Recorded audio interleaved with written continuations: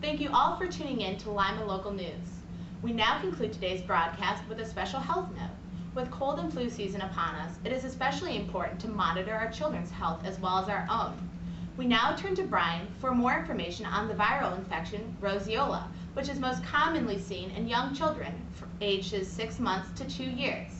Brian is on site with a local parent who has a child infected with Roseola to share with us some symptoms of the virus and some facts about the virus itself. Thank you, Haley. That's right, I'm here with Angela's sick child to discuss the nature of the virus Roseola. Now first things first, when did you first notice that there was something potentially wrong with your sick child? Well, I first knew something was wrong with my child because he was becoming really irritable, and typically he's not a very fussy child. His eyes began to get really red, he was crying, and he kept on pointing to his throat, I'm assuming because it was really sore. He had a really runny nose and a fever that peaked at 105 degrees. After about 3 days, and after the fever subsided a little bit, he started to develop this rash in the middle of his body, and then it just began to spread to his arms, his legs, and his face. Wow, with your sick child's fever, you must have been a very concerned parent. Can you maybe share with our viewers what the rash looked like so they can know what to look out for? Surely. The rose-colored sores that were on my sick child's body were small and slightly raised. Thank goodness they weren't itchy and didn't cause him too much discomfort. His rash lasted about a day. From what I understand, though, they can last between a couple of hours to a few days. Thank you so much for sharing your sick child's case of Roseola with us. Now we'll be visiting Dr. Gray, who has seen several cases of Roseola in her career. Thank you, Brian. I am here to share with you what is going on inside of your sick child's body while he or she may be becoming infected with the Roseola virus. The bacteria that causes the virus is known as human herpes virus 6, or HHV6. It has an icosahedral capsid shape, contains double-stranded DNA, has an envelope, and is only about 200 nanometers in size.